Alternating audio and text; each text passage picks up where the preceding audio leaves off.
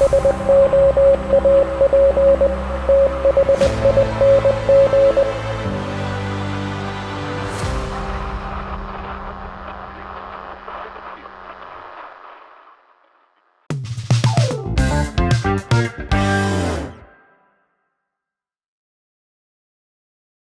everybody, what's going on? Welcome to Soap Thing Thoughts, episode 6. Joining me today is a force to be reckoned with in the wet shaving industry. It's Peter Charkalis of Ariana and Evans. Welcome to the project.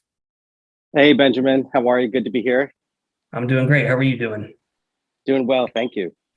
You're a busy man, Peter. You seem to have a lot of stuff cooking on the stove at all times, on all 4 burners. Well, it's I'm doing this full time. I've been doing this full time for a couple of years now. So it's what we do to put food on the table. So you have to hustle, otherwise you go hungry. So and plus it's just how I'm made up. I mean, I'm just that's just my makeup. So we work hard. So why don't you tell everybody how you got to be into soap making? I'm sure we're all curious to hear that. I'm sure you've told the story 1,000 times, but yeah, now it'll be 1,001. Kidding. So some time ago, I'm a hobbyist just like you and everybody else. So I was doing my shaves of the day, and I got really into it, hook, line, and sinker, and I was up every night on eBay, putting in my bids, trying to get these razors and vintage straights and all this stuff. And I was collecting. I really got into software, and I was buying all this artisan stuff. And I stopped counting at about 180 soaps. I just gave up. I was hiding them in luggage. I was just hiding them everywhere. And and after a while, my daughter said, Daddy, you should sell this stuff. You have too much soaps and you should start a business. And that's really how I thought, maybe I should start a business. And that's really how it started. And so the original shaving shop started not really long after that. I started with $500, literally with $500. And I thought, well, how can I differentiate ourselves here from everyone else? Because you have MadLabz, which is gigantic. They were gigantic back then too, and West Coast Shaving, and there's some others that are not around anymore. But so what I did is I was friends with the artisans because I was doing what you're doing. I was doing YouTube reviews, and so I knew all the artisans, and I contacted my artisan friends and said, listen, I was thinking about starting a business, and what I would like to do is, have you make soaps for me as an exclusive. Can you do that?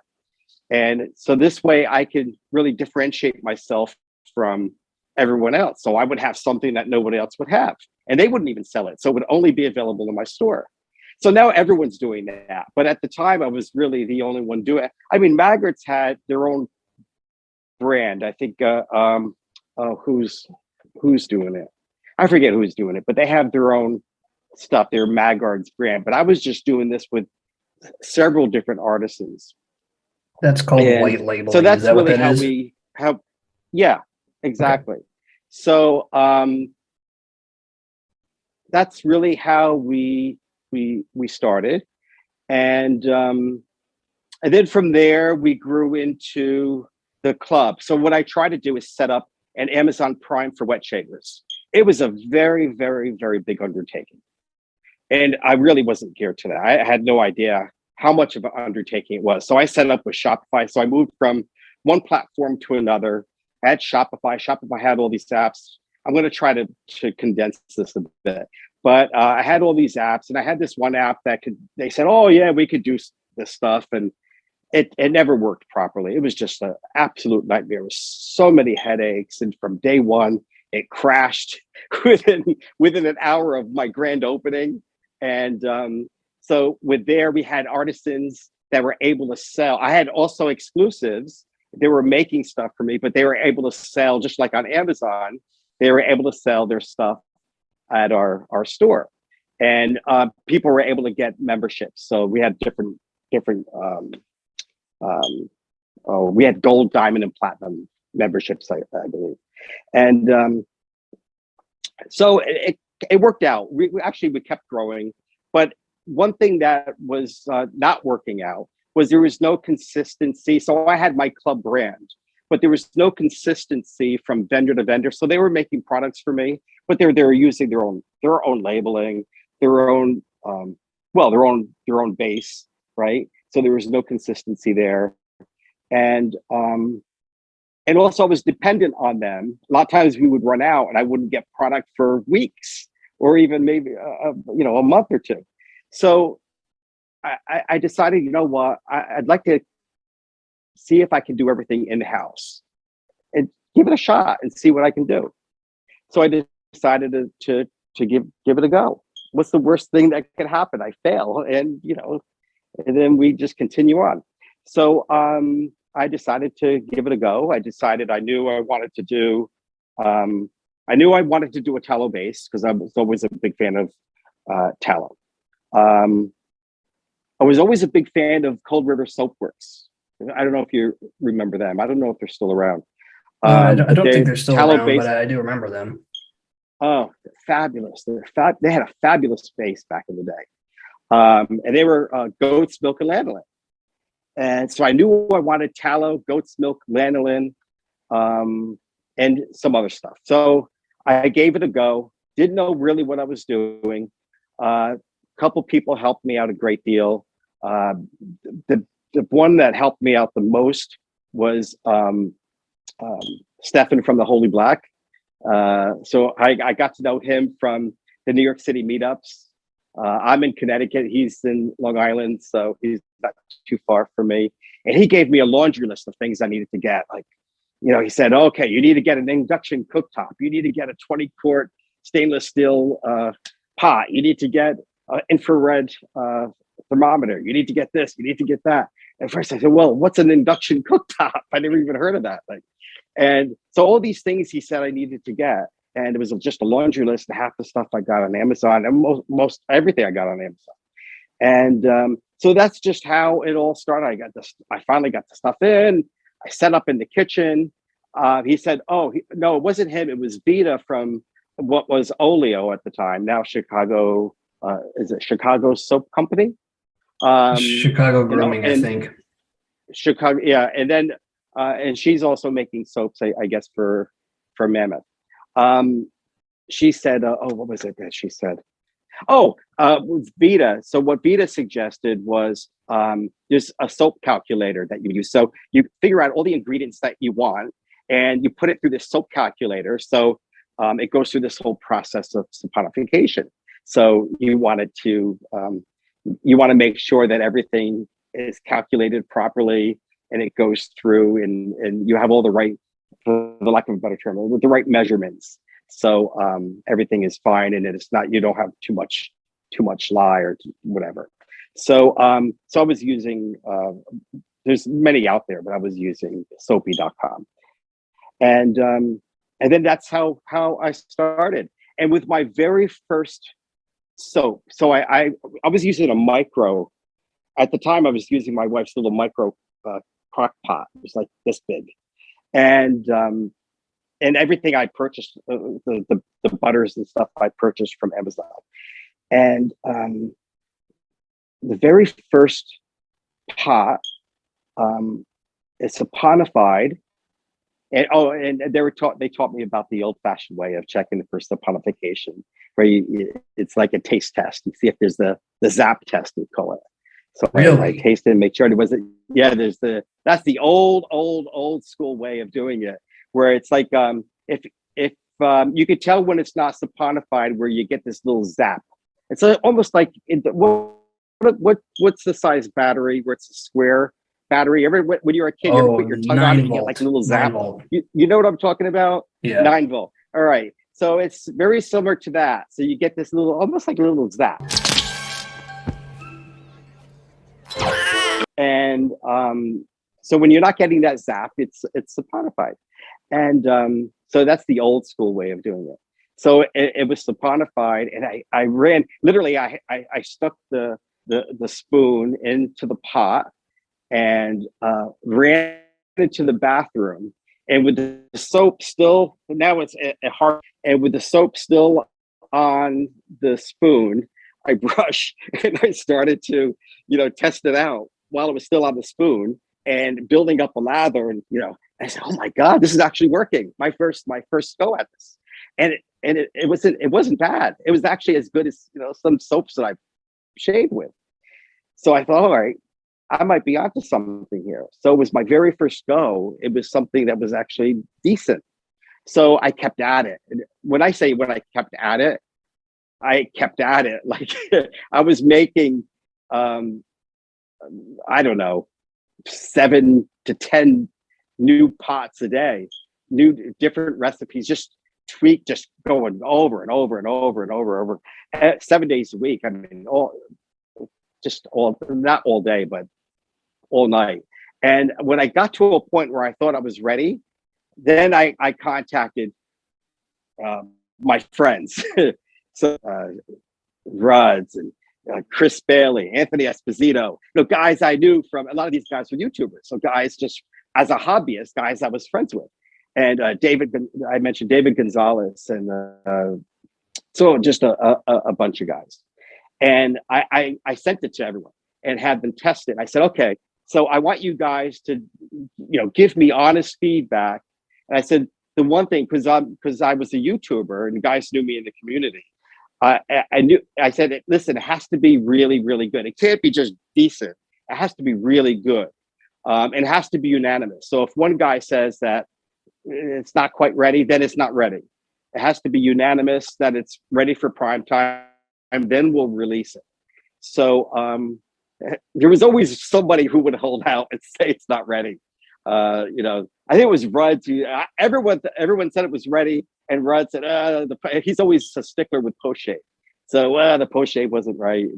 So, but we finally got it to a point where it was unanimous, and then we released it. And that was our first release. I forget what the first soap was. Was it Asian Plum? I know at one point I worked with them a few times, but at one point Asian Plum, if it wasn't the first, it was the second, because Asian Plum I made as a gift for the guys, and it came out so good that I ended up releasing Asian Plum, and that was a suggestion from Anthony Esposito, because he wanted to have something that was similar to this European soap that was discontinued. So we came up with Asian Plum. So anyway, that was a very long-winded answer of how I got started. No, that's fine. Asian Plum is definitely a staple of your lineup. It's been around for as long as I've ever known you to exist. I want to ask you a couple questions. And it still sells a lot. It still sells. It's still one of our top sellers. I mean, Kaizen eclipsed that, but it's still a big seller for us. That's awesome. I want to ask you a couple questions about maybe some soap making fundamentals. So I've heard that hot process soap is actually not a very good anchor for fragrance oils. That's kind of tricky to get to make sure that the fragrance oils don't just flash off and that they actually stay anchored to the soap. Can you speak to that a little bit? Yeah, well, it's just I don't know where you heard that from. I mean, there's some soap makers where the scent is a bit light, and then people like me where maybe it's not so light. Although I've lightened it up quite a bit from when I first started. But yeah, there are flash points, and you have to keep in mind the temperature that you're when you're adding the fragrance, whether it be essential oils or fragrance oils or resins or whatever you're using. Yeah, there are flash points, but it may differ from different fragrance oils. But I try to add the fragrance oils at a temperature where it's before it gets before it gets hard, but where it's not too hot, just before it gets to that point. So for me, it's maybe easier for me than for others, because I have these big vats, right? And they're double boilers, and I'm able to keep the soap base in there for quite a long time at a certain temperature. And I could take what I need as needed. So I don't have to rush, because I was going to say the old days, but when I was working on an induction cooktop and with a 20-quart pot or a little bit larger, you had you took it out, you had to rush. So you were starting out with a real hot pot, and because if you did rush, by the time down to the bottom part of the core of the 20-quart pot, you've got soap that's really hardening up, and that happened quite often in the beginning. But for me now, it's not an issue. I don't know if that answered your question, but No, it really does depend on temperature, and it's not the hot process versus cold process. It's really the mechanism that you're using to make the soap. no, that makes perfect sense. I'm going to shamelessly plug a couple things that I am particularly impressed with, and then we'll move on to some more questions. One of the soaps that you came out with recently that doesn't seem to get nearly as much attention as I think it should is Corinthian leather. Thank you for mentioning that. That's a good soap. So this one is kind of a old-timey suede kind of, it smells like a suede chair that's been kind of sitting in the basement for a while. It's got that old-timey kind of, I don't want to say rustic, but just kind of dated smell that I find really fascinating. I don't get why this doesn't get more attention. I really don't. Well, I think I know the answer to that. It's so having this whole club thing is a double-edged sword for me. So it's great in one aspect because of a built-in customer base, if you will. I have over 1,000 members. Not all of them are in the Facebook group, because there's quite a bit of people that aren't involved in Facebook, right? But they're members. And although I have, I think 907 members in that group, but we have well over 1,000 members. So the thing is, I mentioned double-edged sword because the members want me to introduce new soaps on a semi-regular basis. For me, that's good because I'm someone who likes to tinker and develop new scents, and I love to create. That's my passion. But the danger is you're just creating a lot of new stuff, and after a while, I wouldn't say people tune out, but it's just just another release, and it's a club exclusive, and then when is it going to be available to the public? And so I get a lot of that, and I think things get lost. I mean, there's other artisans that just release constantly, it seems like on a weekly basis. And after a while, you kind of just tune out.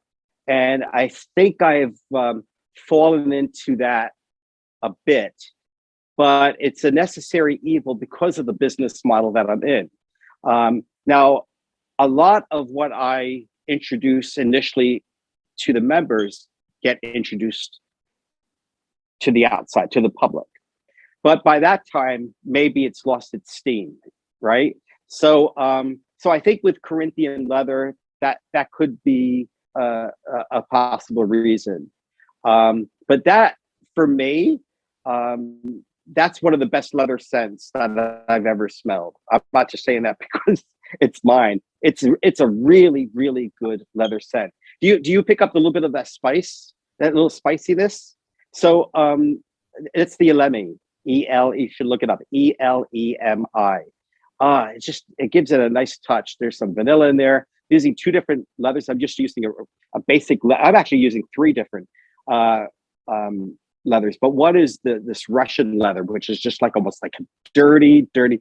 It's not from Russia, but it's just like, that's what it's called. It's just I'm getting a lot of that. Dirty leather. I'm getting something of almost a English leather sort of vibe, Mm-hmm. Something like that. Yeah. So, but there's vanilla added to that as well. There's galbanum added to it. Do you get a little bit of a hint of green in there? There's some galbanum added to that. Maybe it's powers of suggestion since you just brought it up.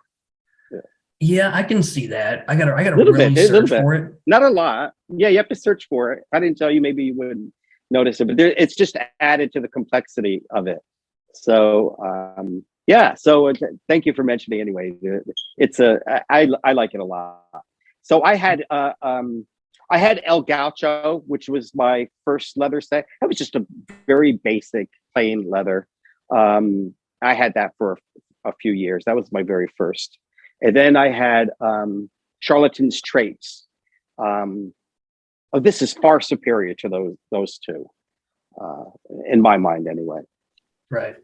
So it seems like this scent maybe got lost in the noise and then kind of lost its momentum a little bit, but hopefully we can draw people's attention to it, because it really is one of the better scents I've seen from you.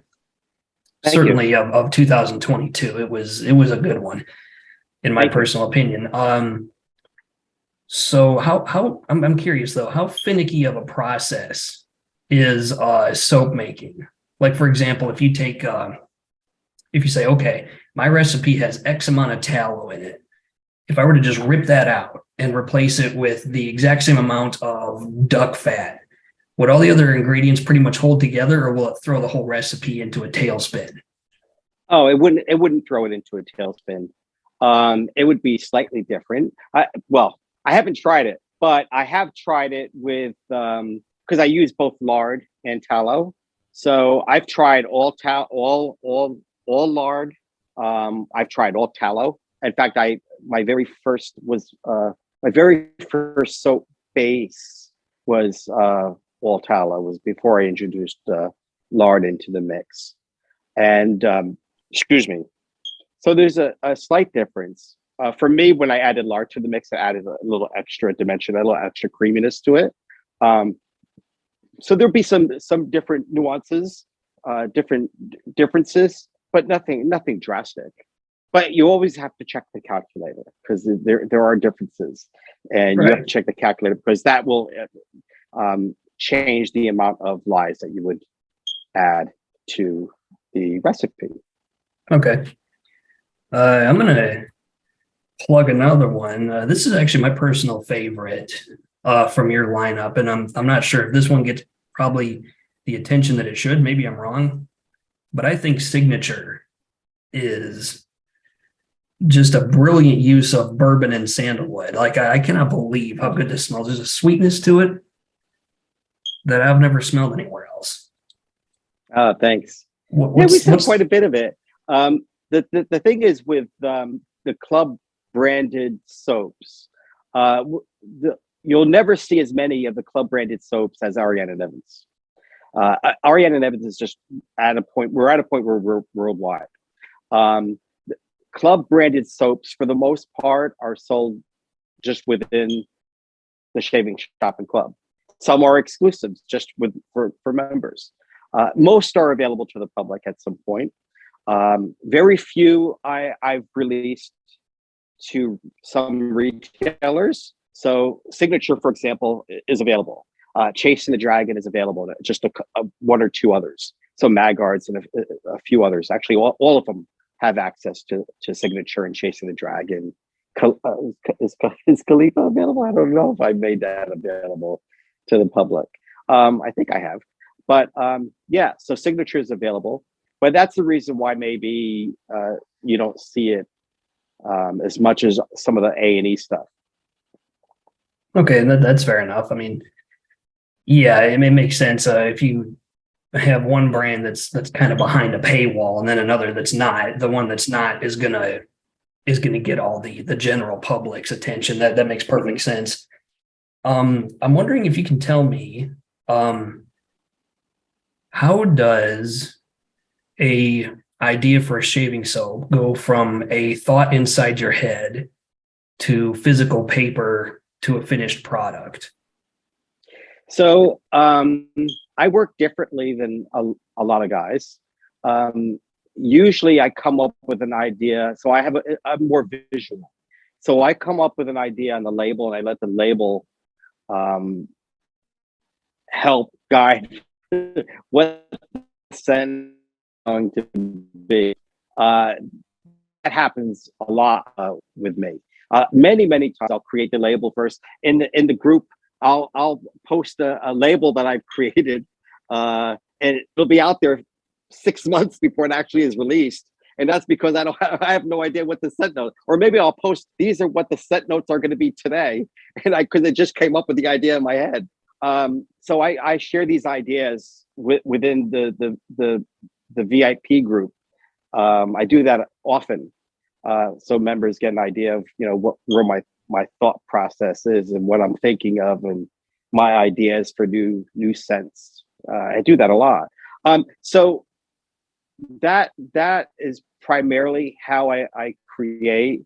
Also, I travel quite a bit because I work 7 days a week, 18 hours a day. So we try to travel 4 or 5 times a year. So a lot of times where I was in the Philippines for 3 months, and during travels, before the year before that was in Bali, and before that I was some of these different places are influenced me, and my help guide my some of the scents that I come up with. Yeah, that makes sense.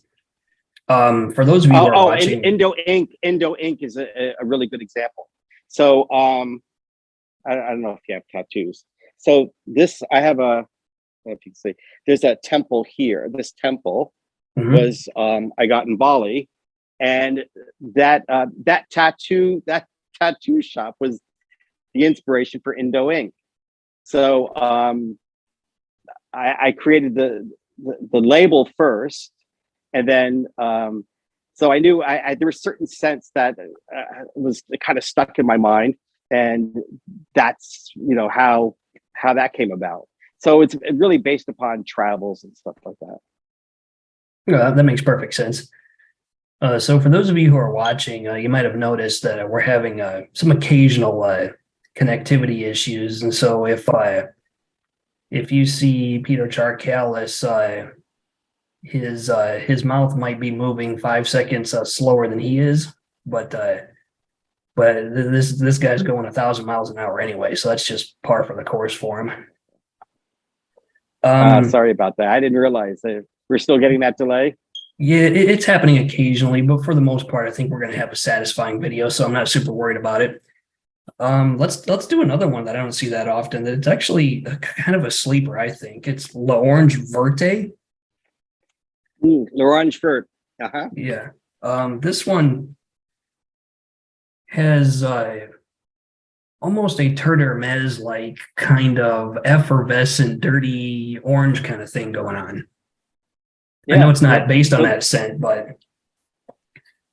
it was an inspiration. It's not based on it. It's not a clone or a dupe of that, but it certainly was an inspiration, as well as a fragrance by Hermes, Orange Vert. So there's quite a bit of oak moss in that. I don't know if you smell the oak moss. I actually don't. Yeah. I can see that though. Yeah, okay. It's one of those things where it makes sense now that you mention it. Mm-hmm. That's been around a long time. That soap. Oh yeah, that was a time-consuming process for you. No, not so time-consuming, but it's been around maybe 4 years now. I gotta bust your chops just a little bit, because when it comes to especially your products, I seriously feel like I'm the soap reaper, because a lot of stuff that I really like from your brand ends up getting discontinued. Like when I found out that Platinum was getting discontinued, I was like, hey man, that's not funny. And then A&E the City got discontinued, Sandalwood and Oud, which I thought was a brilliant scent. I was like, all right, now I'm mad.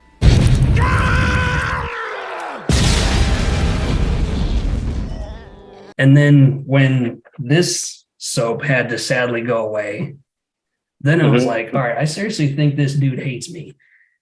But I think more what's actually going on is I have particular tastes that don't result in sales. Yeah. So here's the thing. I'm introducing a lot of soaps, and I don't want to have 100 soaps. I have to rotate things in and out. Right. Otherwise, it's just not going to be manageable. So if something is getting old, or if I'm bored with it, or if I'm bored with the label, I'll maybe rebrand it. So Platinum actually was reintroduced in a cream. So that is now the Street Art series. I actually have it here. Hold on 1 second. No problem. So you'll be happy to know that that's in this. Oh, now I definitely got to pick that up because that's you did a truly brilliant take on Chanel Platinum Egoist that I thought was about as perfect as you could really make it. Oh, thank you. So so now it's in the K2E cream. I'm really proud of the cream, by the way. So I'm glad you like the scent. You should really get this for the base as well. I think you'll think that it's one of the best creams that you've ever used. Period. And whether it be so this is a soft cream, so it can go through a tube, and then I have a firmer cream also in the jar. They're both great, and it's the same exact recipe, if you will, as K2E, just made softer. Okay, and I was give able that to a do try that by changing up the lye. So yeah, it's really really good. You'll be actually shocked on how well it performs. So I saw on social media that you re-released Emerald Moss. You want to take a moment to talk about that one? Yeah. So over the years, I can't tell you how many guys. It's right here. How many guys have asked about Emerald Moss? Emerald Moss was a soap that we had back in the day when different artisans were making soaps for me. And back, way back, before I even dreamt about making my own soap, I had Soap Smooth make a soap for me, and we wanted something that smelled similar to Irish Moose. Love this stuff. Now, this stuff subsequently has been discontinued. I think back then it was still being made, and but now it's no longer being made. And it smelled great. It wasn't that close to Irish Moose, but it still smelled wonderful. And heavy on the oak moss, kind of missing on the green notes, but it was almost like a creamy. It was just really nice. And yes, so many guys said, "Oh, I missed that. I missed that." And I said, "Yeah, I kind of missed that too." And of course, I didn't make it, so I wanted to kind of reintroduce it, but just start from scratch. And I researched the different notes that Maurer Mertz used to create this, and I just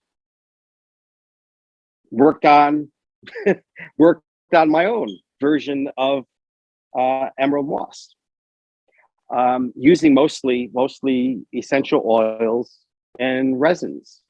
So yeah, I think it came out great.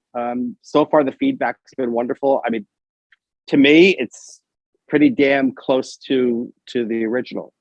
So we'll see what others say, but I think it's really really really good.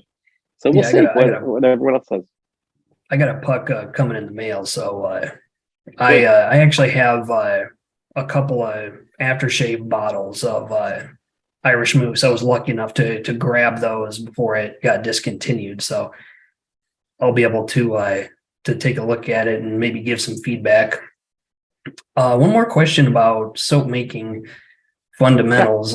How exactly does scent strength work when you're making a soap? Because we all have our own different preferences of how much we really want our scents to come off the puck and just fill up a room. But if you get a soap that's like in the beta phases, right? And you're like, the volume needs to come up on this. Is it just as simple as, adding a little bit more oils, or do you have to add those oils maybe at a different time? Like how simple a process is that? Well, there's a couple different ways to answer this. So yeah, first of all, you add it at different. You could add it if you add it when it's too hot. Then you run a risk of burning off the oils, right? So it won't smell as robust. It won't be as strong as you would wish. I received a private message from another artisan who was asking me how I was able to get my scents as strong as I do. And I basically told him what I'm telling you. And I told him I'm using what I'm using. I told them, and I sent him a link to where I purchased my vats. I actually have 3 now. So I have the capacity to make 1,000 soaps a day at this point because of that. But to get back to your question, because of what I have, I'm able to do it at a much lower temperature without running the risk of just losing the whole because it hardens up. So I could take from my big vat, I could take exactly what I need at the temperature I need to make that. So I could put them in 5-gallon buckets, or I could put them even smaller. If I just want to make 20 soaps, I can just take exactly what I need at the temperature I need, mix the oils, and just have somebody pound them out. And that's the difference. So if you do it at the right temperature, you can get it. So that's one aspect of it. The other aspect of it is getting it within from IFRA. So there's just for the oils. So you want to be within those percentages as well. So there's 2 different aspects of it. You want to be within certain percentages of the requirements from IFRA, but also you want to put it at a lower temperature so you're not running the risk of burning off the oils. Does that make sense? Yeah, that makes perfect sense. Yeah. So we are coming up close to our time limit.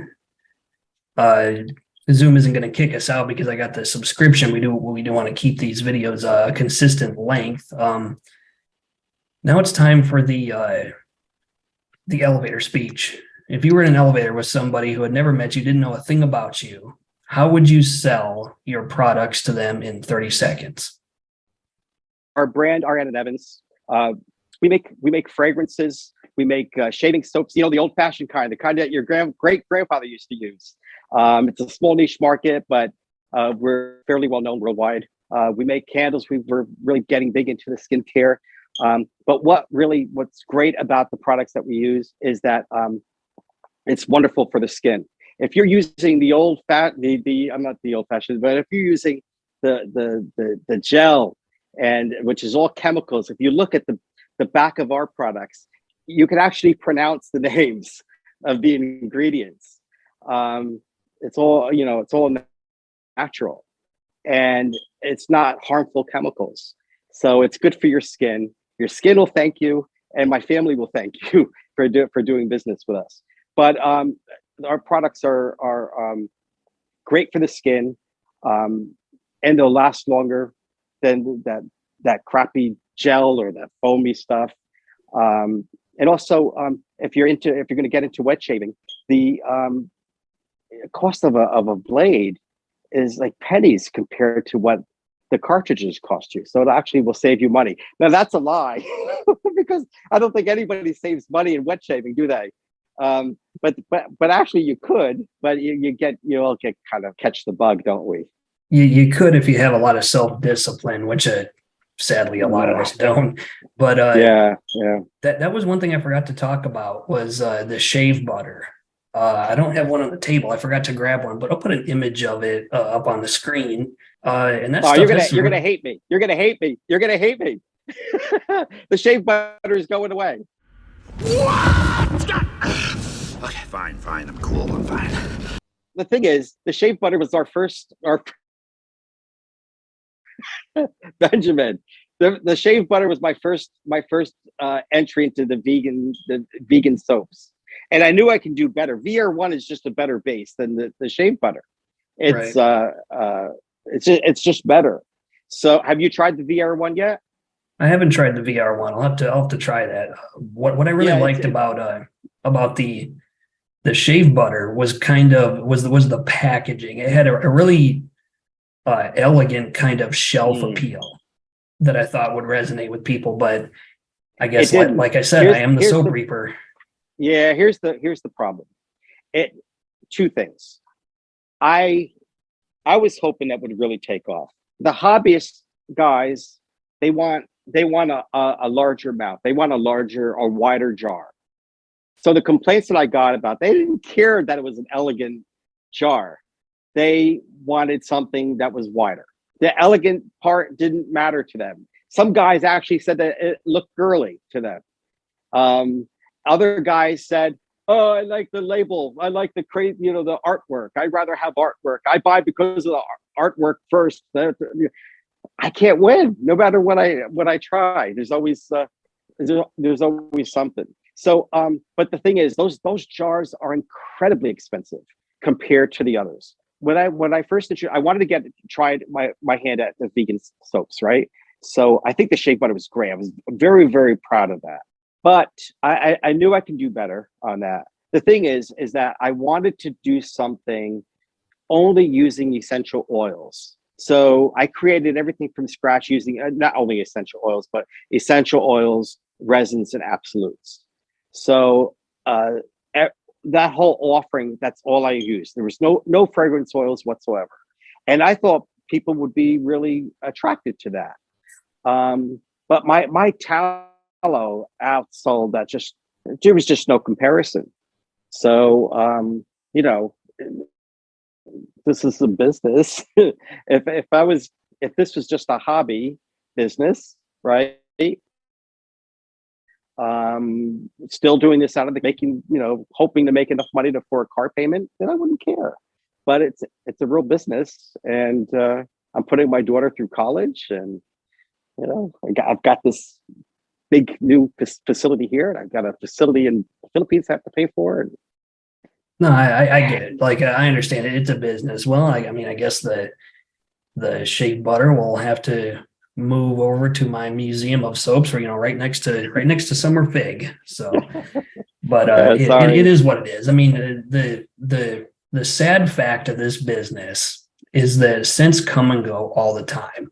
Very few scents from many wet shaving artisans are gonna withstand the test of time.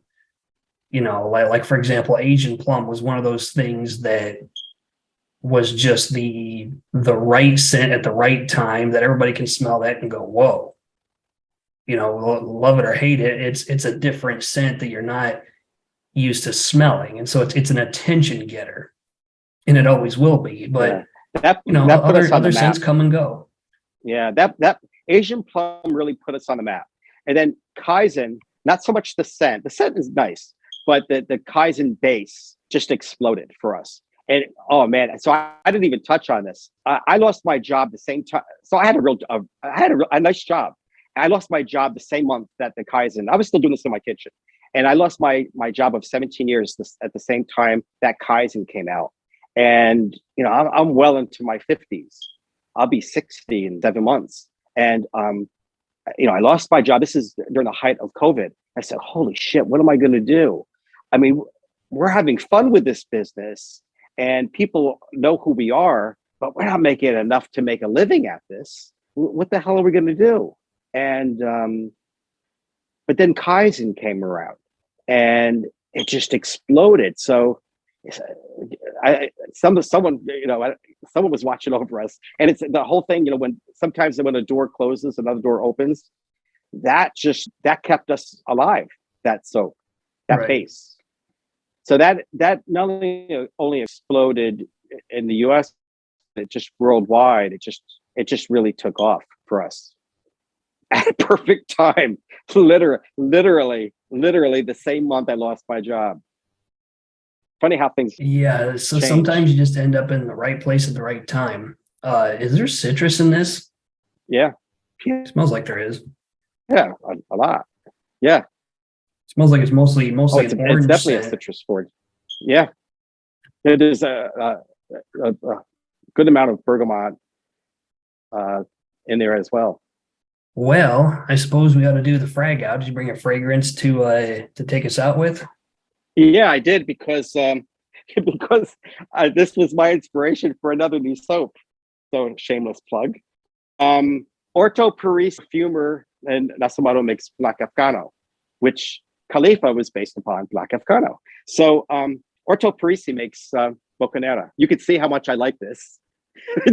There's very little left in this. Right. So this smells very similar to Black Afghano. Are you familiar with Black Afghano? Vaguely. I've smelled samples of different interpretations of it. Okay, so it's very similar to Black Afghano. A lot. It smells a lot like Black Afghano with some differences. So there's in the base, there's a heavy cedar note, which I like. But there's also a dark chocolate. There's Szechuan pepper, which I really don't get. Others say they get it. My nose barely picks it up at all. But there's a very, very nice dark chocolate note to this. So think of Black Afghano with cedar, dark chocolate, and some coffee, and maybe more vanilla, less of the hashish note, and then you get Bocanera, and that's what this is, and that's what we came out Boca Negra, and so this was mixed in. Obviously, this is not a big name, big perfumer, but not a big name. This is not a dupe or a clone. This was blended in house, and smells wonderful. So yeah, you can see this was new at one time, and it's a dark scent, and something like this is usually for like Black Afghano you would use for during cooler weather. But I'm not one of those guys that will only use citruses during citrus fragrances in the summer and dark stuff in the winter. If I like something, I'll just wear it whenever. So so I would wear that anytime. Yeah, I'm exactly the opposite kind of guy. I'm a very seasonal scented person, but I'll tell you what, I'm gonna close it out with the Chanel Platinum Egoist, because I think scents like these are kind of fit any time of the year. It's a citrus fougere that is not unlike Calvin Klein Eternity or Dolce & Gabbana Pour Homme, because I think in the 90s a lot of fougères were kind of citrus forward, if that makes any sense. Well, do you have any parting words of wisdom for the wet shaving community before we get out of here? Well, first I want to thank you for your service, and thank you for your support, and thank you for asking me to take part in this. I wish you great success. And to the wet shaving community, thank you for your support. Without you, we don't exist. I mentioned about the whole thing with the Kaizen being released at the same time I had lost my job. It's great that we were well supported, and we're still well supported. So my biggest fear, by the way, was that we were a flash in the pan in the beginning. And so now we've been around a little bit, and I don't worry so much that we're a flash in the pan. So I thank everyone for their support. So that's about it. We're constantly evolving. The brand is evolving. So stay tuned, I guess. I don't think you have to worry about being a flash in the pan anymore. I think you've gotten to be a household name right up there with a lot of other artisans. I don't think you have to worry about that anymore. Well, Peter Charkalis, I want to thank you for the privilege of being able to sit down and talk with you for about half an hour, 45 minutes. You're welcome back anytime. I will put your information down here and up there for your YouTube channel, as well as your multiple websites. I want to thank everybody for watching, and until next time, this is Soap Thing telling you, shave like you mean it. Thanks for watching. Thank you, Ben.